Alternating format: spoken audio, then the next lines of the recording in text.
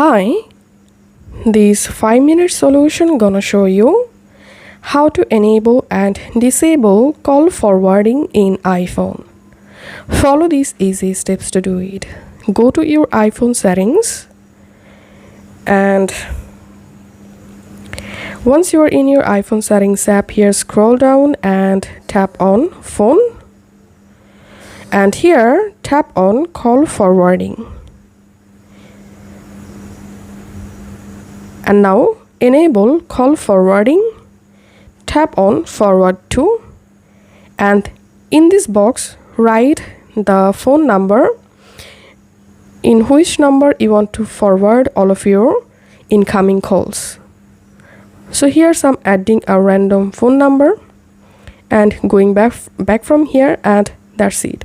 This is how we can enable call forwarding. As you can see, the number added. Now on, all incoming calls will be automatically forwarded to this number.